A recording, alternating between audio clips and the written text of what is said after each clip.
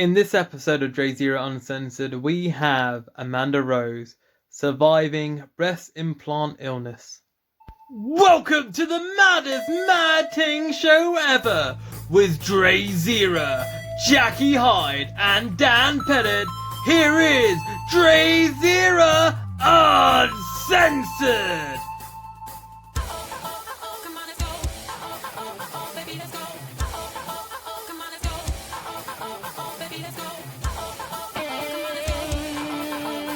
Bring you interviews of all kind of things and some deep, crazy chats.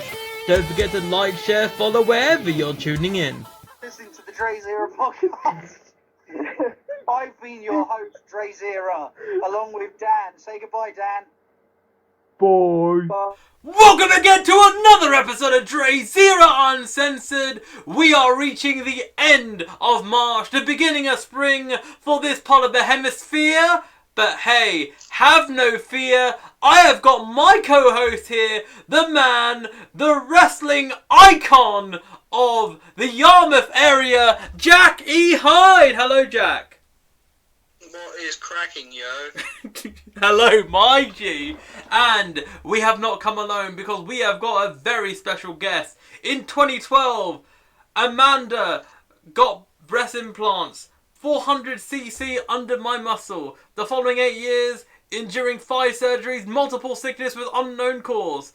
After making the connection with so much time later, made the choice to have the implants removed and start my healing journey. And that, my friends, is the incredible story of our special guest right in this studio right now, Amanda Rose. Hello, Amanda.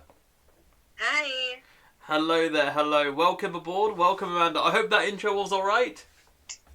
Yeah, thanks. It's good. Best intro I've ever gotten. No worries, Amanda. But yeah, literally, we've been talking before in general in regards to eventually one day when COVID ends, like you yourself featuring in a music video with Dre Zero, etc., etc. But we're talking about 2021, the pandemic era. Whoop whoop. But yes, yeah. So I was truly captivated by your breast implant story because I feel that. I'm not just saying this because I'm a guy and Jack is a guy, but this kind of stuff does not get talked about in any case. So, in your own words, talk us through your story because it must have been truly traumatic for you, Amanda. So, yeah, it was a big mental hurdle more than anything, I think, to overcome, just to accept it because, it was an investment I made in my 20s to help my self-confidence, and it did. And looking back now, and it wasn't until this last year or two that I made the correlation. I got my implants in 2012, and then in 2013, my appendix ruptured.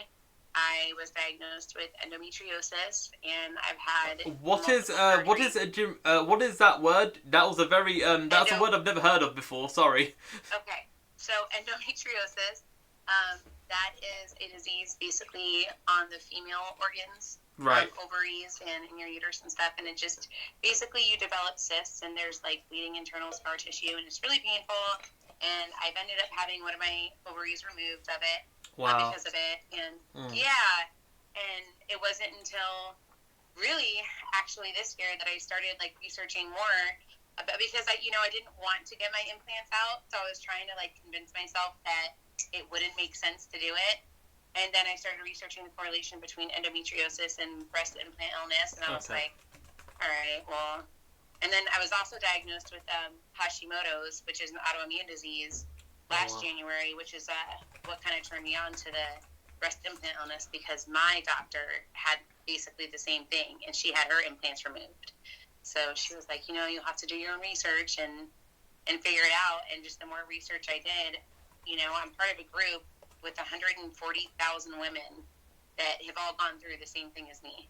And, it's a huge help, of course, to be a part of that group, but you don't really realize that when you're getting them and you're young, and had I known type deal. So, yeah. That's incredible, and like that is It is incredible because obviously, like, breast implant surgery is a surgery that is not the most uncommon surgery. There have been various athletes. There are people that I know personally that have had breast implant surgery. But for you to go what you had to go through, that is wow. How are you feeling right now? Because it's been, when we're recording this, it's been about just over 2 weeks, around that kind of time, around that 2 week mark. Since 3 weeks today. 3 weeks today, today. yeah. 3 Yeah. weeks. 3 weeks today. How do you feel since? Because how do you feel? Now I feel really good. Now, it took about 2 weeks to get here.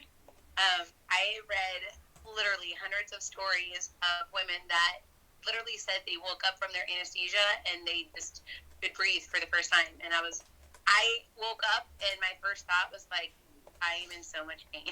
It just hurts so bad. And they give you dreams, for their first couple of weeks, and everybody was like, they're no big deal, this and that. But I am super squeamish, actually.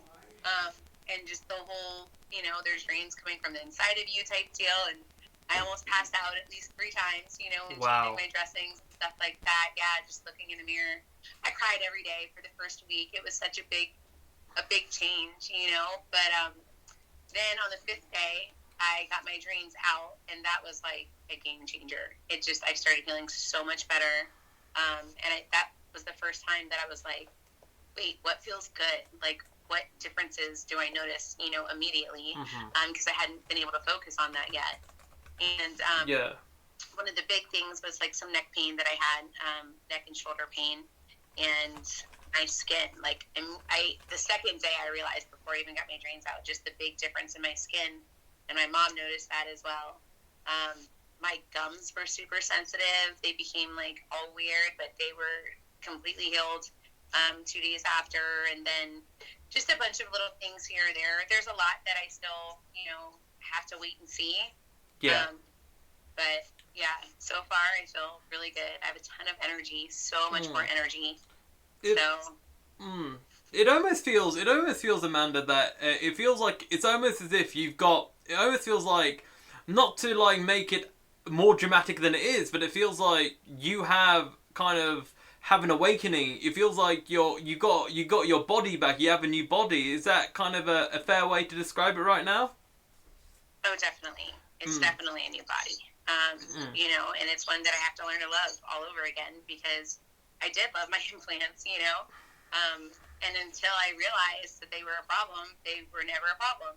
So it was just one of those things. And at this time in my life too, like, I'm a single mom, I'm 35, and now I have, little boobies with scars on them. So it's just, like I said, it's a big mental thing too. But honestly, I've never felt myself more than I do now too. Like, I've been so happy the past few weeks, and I'm surrounded by the best kinds of people, and it's just been like a really good journey. I mean, unfortunate, and it sucks, but like a journey to self-love that was kind of unexpected, but it's definitely the positive side of it. Because we were literally we were actually talking with a few episodes ago. We were talking to another guest called Rosie Lawson that was talking about like the journey of self-loving yourself and all that, and also loving and appreciating who you are. And regardless of the journey, I think each and every one of us, we need to find that journey. I'm gonna bring Jack in here. Jack, after listening to that, what have you got to say? Because neither me or you will ever experience what Amanda had to go through. What are your thoughts, man? No, I couldn't imagine what that'd even feel like having some... Do you feel it, like, inside you, or is it, like...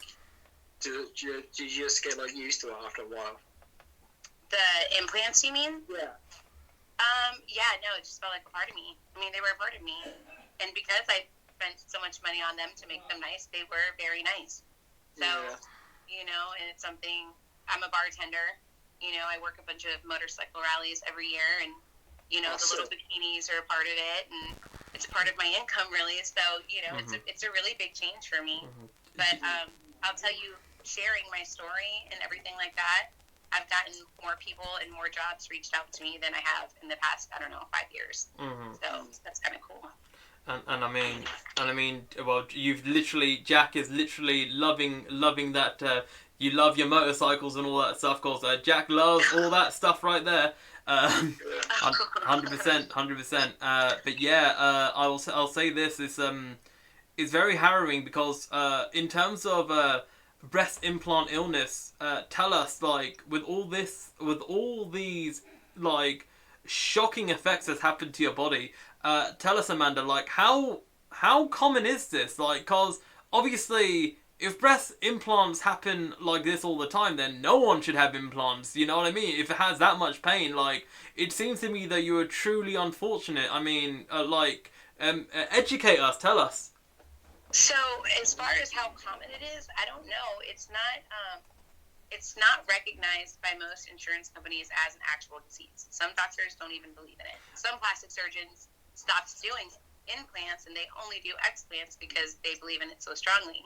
Explants? What does that mean? Sorry. So you said implants, and what's the difference? If you don't mind me asking. All right. So implants are getting them in. That's when you get the fake boobs, and then explants are when you take them out. So the doctors that were formerly making their living off of giving women fake boobs, and they are now only taking them out. They're only doing explants because they believe it's such a real thing. But then there are other doctors will say, no, that's not a real thing.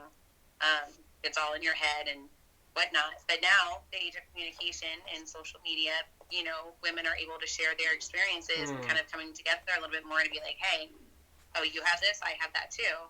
I mean, because the symptoms are so crazy and so weird, like, which goes hand in hand too with the autoimmune disease. But like weird food intolerances, like I can't eat ribs, or I couldn't eat ribs. I haven't tried since, but I couldn't eat ribs. They would make me like violently ill. Or Captain Morgan. I don't know if you guys have Captain Morgan over there. We do have Captain Morgan here. Like Dan, if Dan was here, Dan drinks the alcohol. We both for different reasons. We both don't drink. Yeah. Well, I don't really drink anymore either, but because last time it almost killed me, and it was a lot. But so like cold, I had a huge intolerance to cold. I can't bend my wrist backwards anymore. I was really big into, yoga and doing handstands and all that. And then one day I couldn't bend my wrist backwards anymore. Wow. And I spent years going to the doctor and they're like, you're fine. Everything looks fine. And then out of nowhere, someone's like, oh, well, you have an autoimmune disease. And I was like, what? Where does that come from? How does that work? And, we tracked it back and this is what we came up with. So it was a gamble, and hopefully it works out. It's still really new. It's still really fresh, but so far I feel good. So that's a big thing. It's mad because even something something that can be perceived as little as not being able to bend your wrist backwards. I mean, some people might be like, oh, what is Amanda complaining about? But Jack, who is a professional wrestler, even if something as little as that, if you can't bend your wrist backwards, Jack, you can't do a lot of wrestling moves, can you? Didn't you? Absolutely, cause that is absolutely mad, and it's absolutely mad. And what's also interesting, cause you mentioned about insurance. Now in the UK, right, we don't have an insurance system over here. What happens is we have something known as the NHS, which essentially, it's free for everybody. We don't have insurance here because what happens is that when you get your wage or your pay slip or whatever, you basically, what happens is that at the end of the month, you basically get like a little cut, a tiny percentage out of your wages, which will go to the National Health Service in our country. So yeah, this insurance is mad. So tell me then, like, cause here in the UK, we don't understand much about insurance in America, but can you elaborate more how the insurance have affected you in this journey and in general? Because literally, British people, we're dumb when it comes to insurance in regards to health costs. That doesn't really exist. So essentially you pay every month for an insurance, and obviously there's a bunch of different kinds you can get. Say you can pay $500 a month and it covers X, Y, and Z for medications, or your copay will be like $200 and then they'll cover it from there. But there's a ton of stipulations and conditions attached to what you're paying for. Right. So oftentimes it seems like you're paying a ridiculous amount of money, and then you get sick or something happens, and you're still paying a ridiculous amount of money. I'm not really a fan of insurance. I think it's kind of unfair. But for this specifically, because they didn't recognize it as an actual disease, they wouldn't cover it. And that happens with a lot of women. Mine were not ruptured inside of me, so that was a big plus. But even women that will have ruptured implants that are literally just poisoning them from the inside, their insurance company won't pay for it. So they're paying, all this money and just to be told sorry. And it's a lot of money to come out of pocket for this surgery. So it took me at least a year and a half to save up for it. Wow, that's incredible. Jack, I'll tell you what, man, like, there's been rumours in the UK that we may go into a system similar to America. If they privatise the NHS, this is what's going to happen to us, man. We're going to be fucked, fam. Yeah. Because I'll tell you what, Amanda, we've been lucky that our health service has been free all this time because it's been paid by taxpayers, but oh my days, that sounds scary. And I mean, when I went to San Francisco in 2017 for like 4 or 5 days, and happily for me, I didn't fall unwell or ill, but I took that risk because I'm like, this healthcare is expensive. That's crazy. That is incredible. And also, like, I know I'm going into general stuff, like, we don't have this kind of, like, adding tax after you purchase. We have something called VAT, but that's already there. Like, literally, I went to... So you're probably aware of this place called Sephora, yeah? Yes. Yeah. So my sister, my youngest sister, she's like, "Oh, you're going to San Francisco? Oh, get me some Sephora." I'm like, "What's that?" And then I was like, "Oh man." So I'm like, this is $50. Nah, 65. What do you mean it's 65? Because I then had to learn, Jack, if you didn't know this, every state in America has different tax. So California has like expensive tax, and Florida, I'm assuming similar too. But other states have different levels of tax. So what is like $2 could actually be $3. It's mad. Wow. Well, That's very confusing. In Florida, the tax is 7 cents a dollar. So if something says $1, it's going to be $1.07. So, you just have to kind of know that when you go shopping. But they do back to school specials where they'll do like the no tax day. Those are always fun.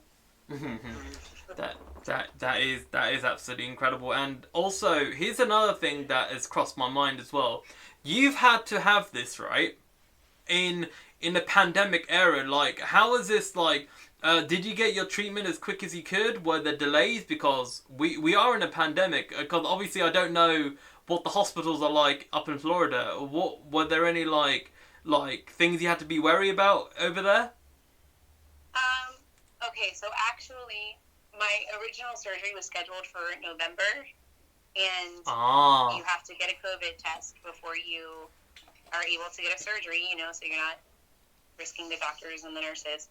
And I got tested positive for corona, so my surgery got pushed back a couple more months, which was like, I was so ready for it, and then didn't do it. I was like, no. But as far as the hospitals and stuff go, we still have beds and stuff available. They have rules, you can't go in and sit with your loved ones if they're sick. Yeah. But they're letting people in. I mean, you go out to bars and stuff, people are walking around like everything's fine and not really worried about it. And I was worried because my immune system's compromised, but I got through it okay. And it seemed. And I mean, if there's any consolation, because since you've survived COVID, I've read up that you've developed antibodies, so you have this autoimmunity for a period of time, because obviously when you've recovered from something, naturally your body has developed an immunity to it, or a level of it. So they say 3 months, I think. So but I don't know how long. So I'm about there. I'm like around the cusp of. It is mad. Because I also showed you that photo, because in the UK, let's just say we are running out of hospital beds. Yeah. I showed my friend that story that you sent me.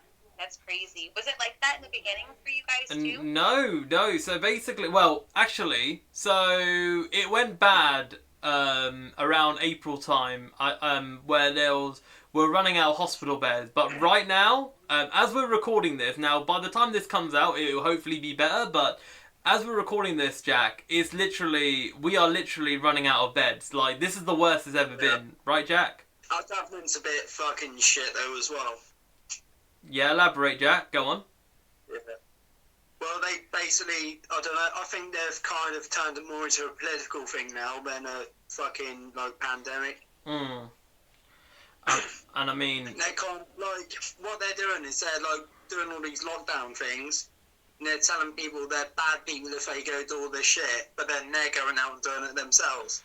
Yeah, it's well, just like, what the fuck? Well, here's an interesting thing, right? So in the UK, right, we have so in the UK, so Boris Johnson's our Prime Minister, but in Scotland they have a different political party, right? But technically Boris Johnson runs the UK, but Nicola Sturgeon, who basically has her own political party, which is different to the one that Boris runs, yeah, she said to Boris, "You should not come to Scotland." Because this trip is not needed, but because he's the Prime Minister, he could just do what he wants. But put it this way, Amanda, we're a very, very, very small island compared to America, and we have over 100,000 deaths. Oh my gosh! And to put things in perspective, this country, the whole of the UK is smaller than Florida. What's Matt Hancock again? Say that again, Jack. Matt Hancock again? Matt, he's Conservatives. No, what's his job again? He's the Health Secretary. Right, the Health Secretary voted against children getting free school meals in the pandemic. Oh, yeah. I don't know if you heard this, Amanda. So we've had this massive... So basically, it's gone to a point where there's been food shortages, right? And usually, because schools are closed, schools are not allowed at the moment because that's how bad it is. Oh, wow. So basically, a lot of parents have to homeschool their kids. So basically, what that means is kids can't get free school meals, so they have to go through a voucher system, right? And essentially, a lot of the government voted against it, but because of campaigning and everything by like celebrities in the UK, mainly a footballer called Marcus Rashford, who's been campaigning for free school meals and that's been reversed, and now kids are getting free school meals in like hamper boxes and like boxes delivered to them. But yeah, it's literally, it is mad because literally nearly everything, right, to put things in perspective, everything like for example restaurants, you can't go into restaurants. You can only get delivery or basically collection only. You like bars are all shut here. Nightclubs haven't been opened in a very long time. Like, yeah, even gyms and they're shut. That's how bad it is here. So that's how we were for 6 months. Like the first 6 months, they closed us down because I work at a bar in downtown St. Yeah. Louis. They closed us down for 6 months. All the restaurants. Even, like, the grocery stores had certain hours that, like, only the elderly could go to keep them separate, you know, and the same exact thing, they had the school shut down and all of that. Luckily, my daughter wasn't in school yet. But, and they talked about doing it again. I guess the governor said he wasn't going to do it, but I know that still in a lot of places up north, they're still on total lockdown, too. Wow. Florida, everyone kind of says Florida's like the no fucks given zone.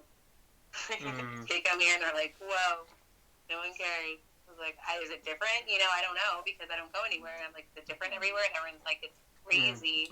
Like, just like talking to you, my friends in New York, they're like, it is insane up here. Like, man, I can't imagine still living in that.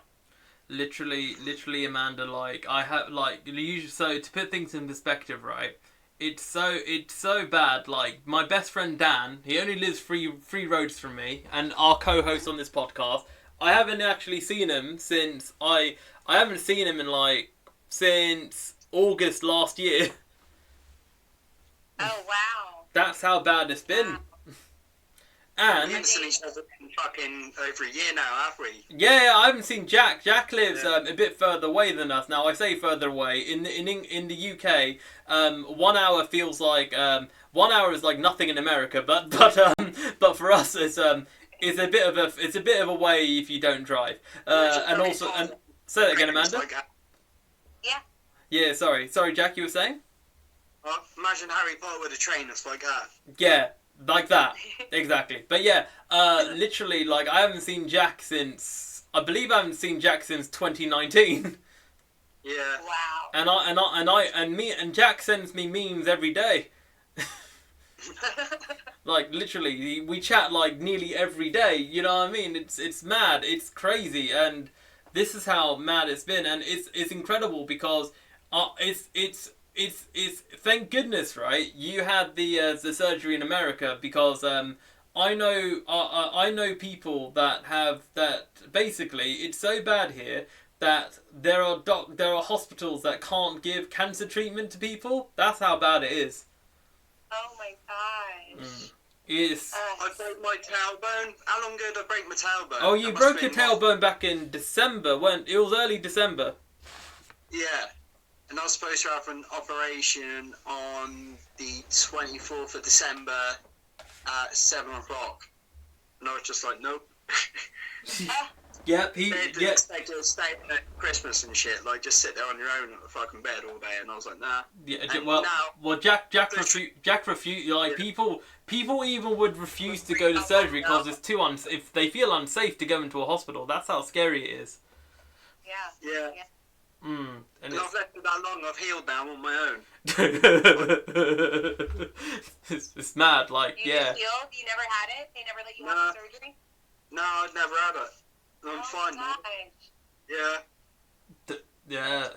It is mad. It's crazy. But yeah. So then the interesting thing about like this discussion and that is that it does bring to question like. Why is there a lack of support and care for women that have had breast implant illnesses? Because it just seems to me that the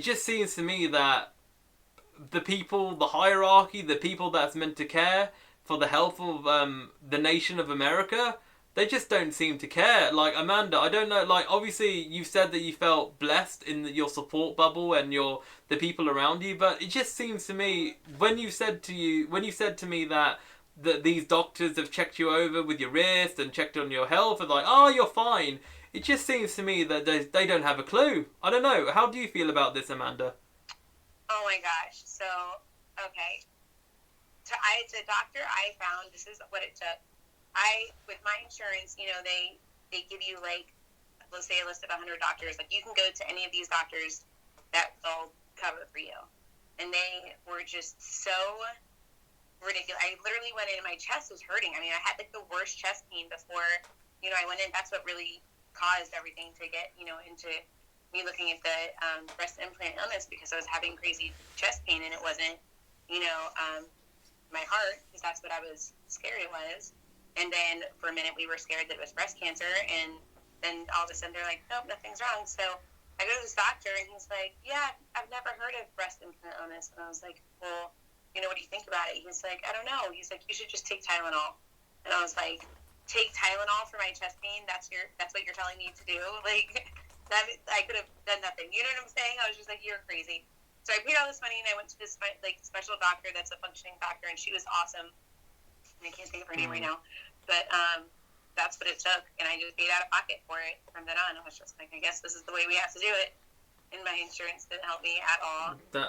Their doctors just weren't even interested in trying to find out, you know, they were like, meh, it's not this, so take Tylenol. It's like, well, I guess it's not a good thing, it's something more serious, because, you know, like, it could have been a lot worse, but, yeah, I feel like it's all bullshit. But that's just my personal opinion. So I've actually done some quick research while listening to you about this. So I'm on this website called breastcancer.org in the section saying breast implant illness. So basically, Breast implant illness, BII, is a term that some women and doctors use to refer to a wide range of symptoms that can develop undergoing reconstruction or cosmetic augmentation with breast implants. And it can occur with any type of breast implant, including silicone, gel filled, saline filled, smooth surface, textured surface, round or teardrop shaped. I'm assuming were yours, if you don't mind me asking, was it silicone or was it saline or? Yeah, no, so they were silicone. They were like a special kind of gel. They were under my muscle. Nothing, too big. But you take those out from underneath your muscle, and then your muscles have to re-adhere to your chest, Yeah. And it's a mess. And I had cute little boobs before I got them done. So, had I known that it was going to make me sick, I never would have gotten them to begin with. Absolutely. So here are I read up these symptoms. So here we go. Joint and muscle pain, chronic fatigue, memory and concentration problems, breathing problems, sleep disturbances, rashes and skin problems, dry mouth and dry eyes, anxiety, depression, headaches, hair loss, and gastronomical problems. Out of all of them, how many of them did you had to take? Because you've already mentioned some of them. Was it most of them, all of them, or? Yeah, probably most of them by the end of it, but it started slow. Like I would get the night sweats. I'm like, why am I sweating in the middle of the night? This is so weird. That's never happened to me before out of nowhere. And then, like I said, I did inverted yoga for years. And then all of a sudden I went to do a handstand one day and my wrist started swelling up and hurting. And I was like, what is going on there? And it never went away, and it wasn't until, like I said, my chest pain just got so bad. And it was sporadic, but the first time, I thought I was having a heart attack, so it scared me, and I went to the doctor. But, it's like some things that you don't even relate to it. Like I said, like the endometriosis I've had for 8 years now, and it wasn't until this year that I joined these support groups that, all these women are like, no, there's a correlation between that, and I was like, oh, really? Because of the toxins that the silicone releases into your body, and it poisons like the female organs. Yeah. So, someone will say something, I'll be like, oh yeah, I'm the same way, or I have the same thing. I'm like, yeah, that's breast implant illness, like the weirdest little things. So, that kind of makes it hard to prove it's an actual illness, because it's hard to prove the correlation between all of the symptoms and the implants themselves. The reason is, Amanda, 'cause I'm reading the same website I'm looking at. So it's not been recognised as an official medical diagnosis, as you said, because you mentioned it with your insurance, because there's no diagnosis code for it, and they agree that it's poorly understood and it hasn't been studied as much. So it seems to me that because there's been a lack of studies on it, who's going to know about, you know what I mean? Like, it seems to me that this has been around for ages, because because there's websites about this, right? You're not going to be the last person who's going to suffer from this, you know what I mean? And so this is remarkable. Jack, I'm bringing you in here, man. Like, this is mad, because, like, it seems to me that we're in 2021, right? And you're telling me that society, like, you can't have modern technology to have safer implants. What do you think, Jack? I know, science is weird now, isn't it? Like, the amount of stuff you can now do, like you can do all that hair implant shit now as well. Oh, yeah. Like, that's mad, like, how much you can actually do. So you thought they would have something, like, safer to do that with now. Amanda, what are your thoughts? Like, cause it's just not right. Because I'm reading that tens of thousands of women on online forums claim that they have suffered breast implant illness, of which there is little scientific evidence. This is mad. There needs to be more research into this, Amanda. Yeah, so there's now the more women that are, kind of realizing that they all share the same symptoms and the same problem. There are now, like, there's petitions that we've signed and things that they've submitted, like, together, the group I told you I'm a part of, it's 140,000 women, to try to get insurances to cover things like this. And some do in certain situations, and I don't know exactly what the, conditions have to be, but some, insurances will cover it, but it has to be in, like, one of those dire circumstances. And, sadly, like, some women have no choice but to live with it because they can't afford it and their insurance doesn't cover it and they have no way to raise the thousands of dollars it takes. And, you know, it's a lot and it becomes a lot for them. So hopefully that changes in the future, but yeah. I mean, would you say that, I'm not trying to be like going all like dark on all this, but if you wouldn't have discovered this, that the implants that you had were a problem, would it obviously would have gone worse and worse, but were you literally fearing for, like, you must have been so scared, like, I'm not trying to say, like, be dramatic and say, do you know if, like, you would be talking, like, in a few years' time, but I'm saying, like, this is the transformation and your health has been so much better since having them removed. It makes me feel that they were literally, they were killing you. I'm not trying to sugarcoat it. These implants, they almost killed you. I mean, essentially, slowly, yeah, over time, they're poisoning you from the inside. And, you know, if you don't realize it and you don't know, I imagine you only get sicker and sicker. Thankfully, I'm a pretty healthy person. Otherwise, I'm very active. Yeah. I exercise, you know, weekly and stuff like that. So I wanted to make sure that I remain that way. Like I said, my daughter's 4, so, you know, I got to keep up with her. And that's important to me. So reversing the autoimmune disease that I was diagnosed with was important to me too, which taking my, you know, implants out was like the first step. Wow.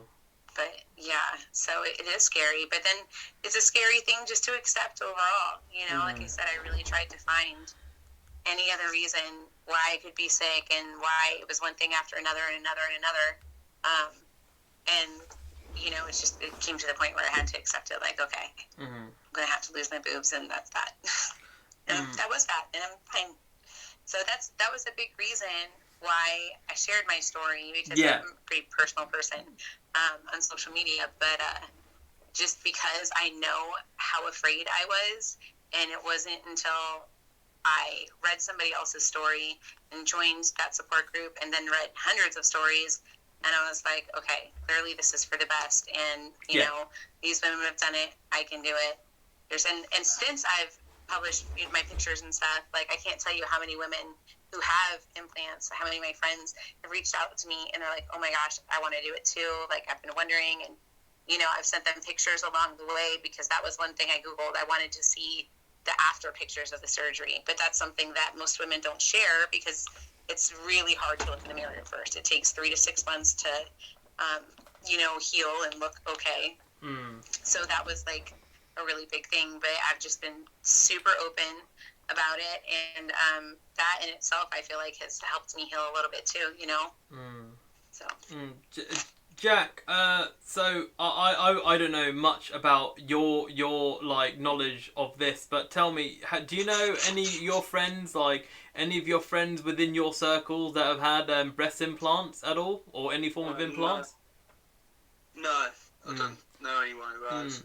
Because obviously, like, body confidence is an issue for all of us for all different reasons. And Amanda, like, I mean, like, there are various women that have been in your position years back when they wanted a breast increase, you know, a breast size increase, a cup increase, and you know, and they run the risk. And like, it just seems to me like, after listening to this, if I for example was a woman and I felt like I wanted a bigger size, what you just told me made me feel, you know what, it's just not worth it. And this then brings into a kind of a circle of you finding love within yourself, finding that self-love. So I'm actually intrigued, like, from this journey and where you are now, how have you found this self-love in this journey, Amanda? You know, healing is a weird thing. Like, 8 days out of 10, I will be feeling on top of the world, and then there's still those 2 days, like I said, where I will look in the mirror and cry, and that's just the way it goes, right? There's ups and downs.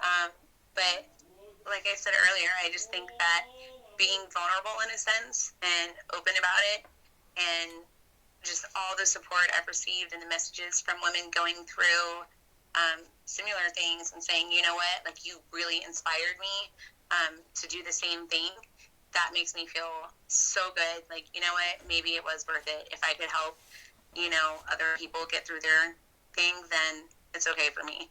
So, and I'm not against implants. I would never tell somebody not to do what makes them feel good, but I definitely think having the knowledge and knowing about this is something that every woman should before they had breast implants, because they'll tell you, like, they could not look good, they could have wrinkles, they could do this, they could do that, but they didn't really say they could secretly make you sick, and you're not going to know for years to come. So I just think that knowing is the big thing. And also it's also in a way, in a sense, a miracle, because obviously, because you've had the positive test of COVID and now you've got them removed, now you can get your health, like, back to the way you wanted to be in the long term, because, like, pandemic, and it is scary. And it is interesting, Jack, and very fascinating, because Jack, we are two gentlemen, right? We are two men. We do not understand. Let's be real. We don't understand what it's like to be a woman, right? Because, like, obviously because at the end of the day, there are many women right now that, Amanda, you can just correct us if we're wrong. There are many women out there right now that are affected by the size of their chest, and they want to look the way they want to look. And you are correct. You should never tell people, like, if they really want to do it, they should do it. But it seems to me, Amanda, and you hit the nail on the head right there. There is a lack of information. Like, literally, I had to spend, like, the links are there and the information is there, but because of the lack of information, there's a lack of studies about it. And, like, I'm sorry, but this is just really, really sad to think that not many studies have been done about it. And let's just hope in the next 5 to 10 years there is more widespread information about this. Yeah, I have a feeling there will be. I have a feeling that it's going to become, a more common thing, like I said, just because the amount of women coming forward and doing it now, because this wasn't really heard of a few years ago. I didn't really hear of women having explants and, like, wanting to get their implants out, like, so many women. And then just this past few years, it seems like I personally know at least 5 women that did it before I had my surgery, So hopefully it will be. And it's like, wow, it is mad. And man, Jack, tell me, my man, like, this has been it's been a way very heavy for us, because we're learning so much about something that we'd never really thought of, because, I mean, at the end of the day, like, neither of us have been personally affected by this, nor we're ever going to get breast implants, Jack. So tell us, how do you feel, bro? Jack, how do you feel? I didn't hear what you said. I went on robotic and shit when you were talking. Oh, just like, sorry. I sounded like some sort of, like, Cookie Monster or something, eh? Do you hear me better, yeah? Yeah. Alright, cool.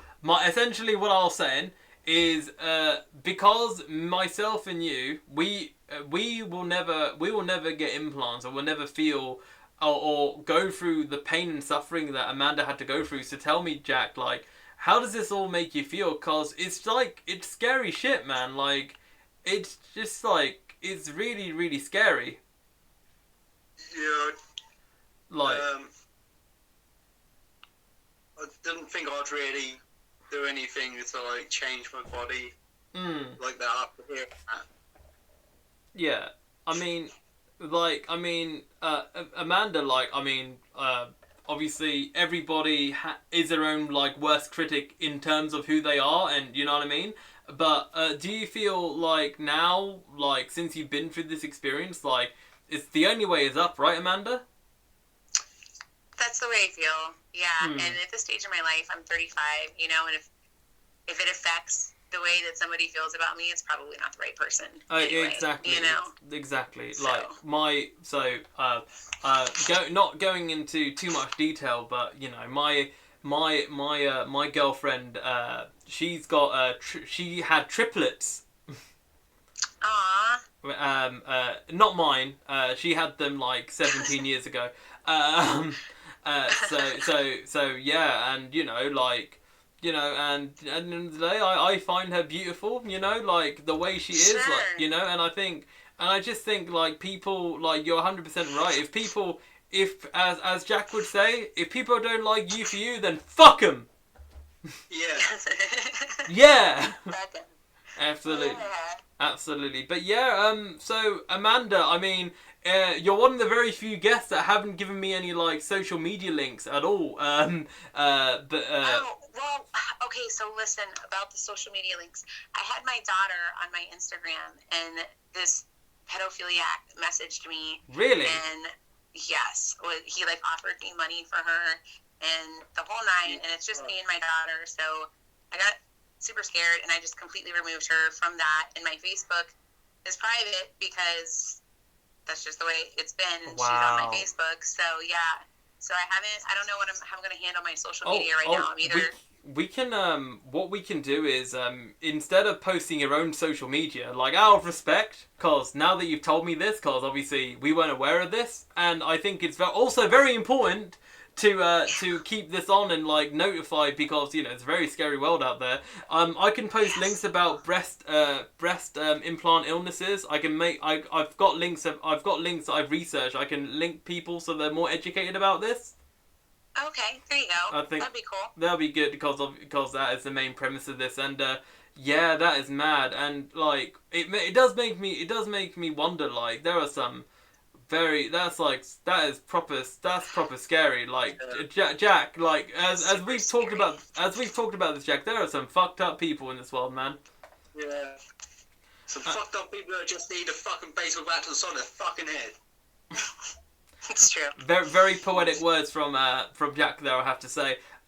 Just on a very, very quick note. I know this is not linked to what we're talking about. But as you are an American, you're the first American that we've had on this show in a very long time. So my question to you is, well, yeah. Well, we've had some Americans, but not since the Trump impeachment. So my question to you is, what are your thoughts on the whole Capitol Hill storming? Like, I want to hear your thoughts. That is like, wow. As an American citizen, how did you feel about that? It's embarrassing. I mean, to me, as a country, to the rest of the world, it's like you have a drunk aunt at a wedding that you can't not claim, and she's just making a fool of herself, and you're just like, yeah, that's my aunt. She's mine. Sorry about her. That's what it feels like. Sorry about them. And I get it. Like, I love the passion behind, the people, so to speak, but just the classlessness. It's kind of inexcusable, but yeah, passion is one thing you can say. Yeah. Yeah, in a positive. You try to keep it positive, right? In a positive note. Actually, I've never actually asked Jack this, because Jack's just been sending me memes about the whole Capitol Hill. But Jack, we haven't actually talked about this too much in detail. What did you think about the whole the Capitol Hill storming? It's mad. It was like a scene out of Assassin's Creed or Far Cry. So tell me, what are your thoughts? Like, that's like mad, because I remembered. So I was at my girlfriend's at the time. Yeah, I was at my girlfriend's. Like, turn on the news. No, yeah, I messaged you, didn't I? Turn on the news! Turn on the news! Because basically, it was like 8 p.m. in our time, Amanda, when it happened. I was like, you gotta turn on the news now! Shit's going down! Literally. There's still people standing inside with the fucking paintings and shit, and it's just like, what the fuck? I didn't see it until it was on, of course, Facebook, because I try to steer away from the news and stuff. But people were posting pictures, and I was like, what the fuck is happening out there? Like, then you have to go Google, like, it's Americans here now. It's just, literally, it was all over, literally, it's mad, when it was literally in every news station around the world, like, forget COVID, seriously. This is mad! And that's why it's embarrassing, right there. Yeah, absolutely, it is mad. Man, it's just, I'm just like thinking about it now, like, wow. And also, how can a president be impeached twice? It's like, what is this? Yeah, and well, I don't think it ever officially happened. So the waste of money behind it was just so ridiculous, and just the theatrics in the show. And I'm not a politics person. I don't really believe in it. I think that it's all a control thing, and Yeah. yada yada, and yeah. Jack 100% agrees with you. Jack wants to burn government. Is that right, Jack? Yeah, I want some V for Vendetta shit about me. Let's be anarchists, Jack. Yeah. Well, we've developed a very blossoming friendship right here between Jack and Amanda. Also, Hey, so how far are you from Lincolnshire? Sorry to interrupt. Lincolnshire's the county, but the place of Lincoln, because I'll just base it on that. I live about just over an hour and a bit away, and Jack would probably live like 2 hours away because of his direction where he lives. Why do you ask? 2 hours on the train. I'd say about 4 or 5 hours in the car. 4 or 5 hours in a car? I think I'm going there in May. Really? Oh, wow. Literally, yeah. I got invited today, and I was like, you know what? I was supposed to go on a trip in March, and where I was going is still closed to tourism. So. Oh, like, you know what will bring you to Lincoln? Well, okay, so this reminded me, because we were talking about motorcycles. It's like a Warlock motorcycle party or something, and I have some friends that are going. Oh, cool. And I want to go hiking. Yeah. So, well, I can tell you right now, there's not much hiking in that part of England. I can tell you that right now. Well, I'll travel. We're gonna be there like a week, I think. So. Okay. I'll tell you. But it's like quite flat. It's I'll- not as flat as it is. I'll tell you what, the more north you go in England, the more steeper it gets. But I'll tell you this, I have been to Lincoln a few times because so when a bit about me, Amanda, when I in 2016 was the first time I went to Lincoln, because I perform poetry on stage and in front of audiences and perform on stage in that, and so I have a book, and when my book came out, I did a UK tour. And I performed in San Francisco on the same tour, but the UK tour, like, it included Lincoln, and Lincoln's amazing. The architecture is absolutely beautiful. I think you'll definitely love Lincoln. Oh, cool. 100%. Yeah, I mean, I've never been overseas before, so. Oh, really? Yeah, no, I've never left overseas. How far's Lancashire from there? Lancashire? Lancashire's like, so Lancashire's way north, like, by car, like, that's ages. That's like you want to go hiking, Pendle Hill and shit. Oh, yeah. If you want to go hiking, Amanda, literally, go to places like Yorkshire, Lancashire, like, that much north than Lincoln, because Lincoln is essentially, like, middle of the country kind of thing, like, around the middle of the country, if you look at it on a map. But yeah, Lancashire and Yorkshire, they're like, literally, for example, in Yorkshire, there's a place called Sheffield, yeah? You leave the train station, if you have to go to the city centre, you have to walk this big-ass hill. It just made me feel like I was in San Francisco again. That's how steep the hills were. That was... San Francisco's a fun town, yeah. Sorry, We Jack. just got like a little beach. We got beach and fucking, what's it called? All like industrial shit. Yep, Jack, you're talking to Amanda who lives in Florida. Like, our beaches are shit. I need some mountains. I live on the beach. That's what I want, is mountains. Yeah, her beaches are blue. We just have shit. Like, our sand, right? Our sand is mostly cobbled and stoned. Oh, really? The beaches? There's no sand? Barely. Oh, Like, ooh. Pretty much stones and shit. It's like, it's so harrowing. Like, I'll send you a picture of an example of a beach. Like, I'm telling you right now, it's not that great. But no, literally, I'll say this right now. If the world is safer, because hopefully by May things will get a lot more safer around here. Because it does feel like an apocalypse here. It does feel like this. Place is Cornwall. Oh, Cornwall. Yeah. Cornwall. You should go there. Yeah, Cornwall is literally the bottom left of this country, right? Yeah, Cornwall and Torbay, that area of England, they have beautiful waters. Everywhere else, not so good.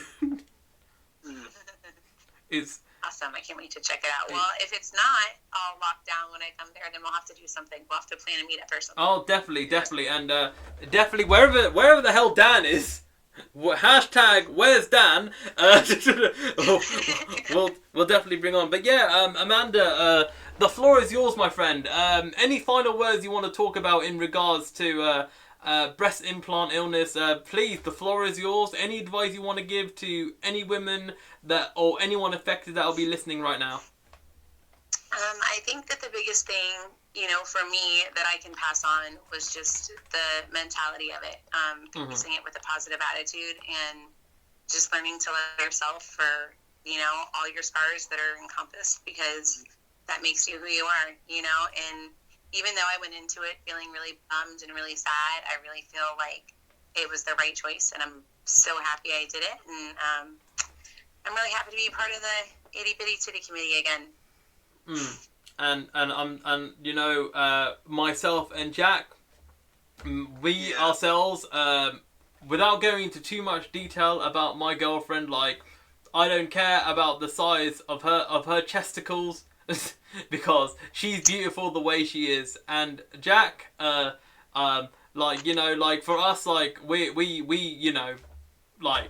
the body, as long as the person's happy, then we're happy too. Isn't that right, Jack? Yeah. Absolutely. I didn't know where I was going with this, but I made a nice conclusion in that paragraph. But yeah, in any case, Jack, do you have any final words to say to Amanda? It's been really interesting hearing your story and everything. Yeah, thanks for talking to me about my boobs. Yeah. Nice to meet you. Well, I mean, you boiled it down to that, but no. I mean, it's very important to. That actually caught me off guard there. It's like, what? but yeah, no. In all seriousness, I think it's very important, and I think that there needs to be more platforms to talk about this, because I look through online, it's all just literal articles. Like no one on video or audio or podcast is talking about this, and you know what? There probably is, but you have to go through a fine tooth comb, you know what I mean? But yeah, it's great. It's great that this is now out there, but most importantly, Amanda, it's just great that you're feeling much better, and I'm sure definitely by May, with your motorcycle homies, you'll definitely ride on in full health. Yeah, thank you guys. No worries. And this has been Dre Zero Uncensored Podcast with myself, Dre Zero, and this has been my co-host Jackie Hyde. Goodbye, yo. And we have got the rocker behind the bar, Amanda Rose. Bye. And we shall zero later. Goodbye.